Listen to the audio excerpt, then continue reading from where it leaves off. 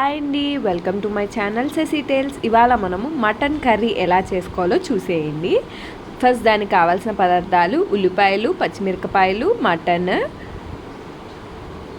శుభ్రంగా వాష్ చేసి పెట్టుకోవాలి.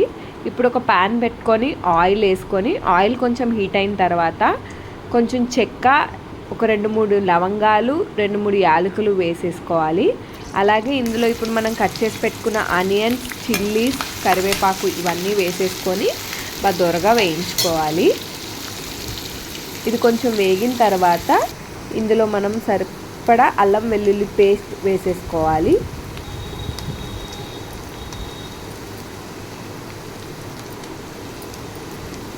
మొత్తం అంతా ఒకసారి బాగా పచ్చివాసన పోయే వరకు ఫ్రై చేసుకోవాలి.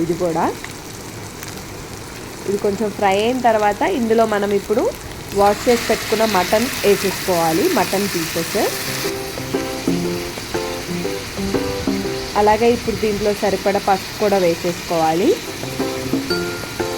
మొత్తం అంతా ఒకసారి మిక్స్ చేసేసుకొని అలాగా మూత పెట్టేయాలి. మూత పెట్టేసుకొని మగ్గించేసుకోవాలి. ఒక 5 minutes తర్వాత మనం మూత తీసి చూసుకోవాలి ఒకసారి. ఇలా వాటర్ అంతా పైకి వచ్చేసి మటన్లో నుంచి మొత్తం అందులో కుక్ అవుతూ ఉంటుంది. ఇప్పుడు దీనిలో సరిపడా సాల్ట్ వేసేసుకోవాలి.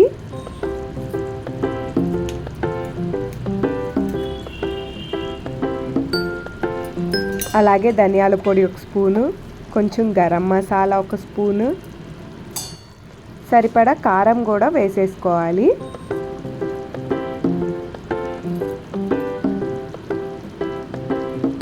ఇవన్నీ వేసేసుకొని మొత్తం అంతా మిక్స్ చేసుకొని పైనుంచి కొంచెం కొత్తిమీర వేసేసుకొని అలాగా మూత పెట్టేసి ఇప్పుడు మటన్ ఉడికే వరకు కుక్ చేసేసుకోవాలి.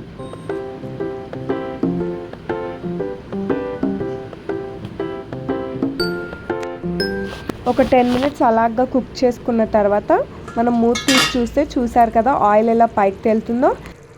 ఇప్పుడు మళ్ళీ ఒకసారి కలిపేసుకొని అలాగా మూత పెట్టేసి మళ్ళీ ఇంకో 5 minutes ఫుల్గా కుక్ చేసేసుకుందాము. 5 minutes తర్వాత చూసారు కదా ఎలా కుక్ అయిపోయిందో. ఇప్పుడు ఫైనల్గా పైనుంచి కొత్తిమీర వేసుకొని దించేసుకోవటమే. అంతే అండి, వేడి వేడిగా మటన్ కర్రీ రెడీ.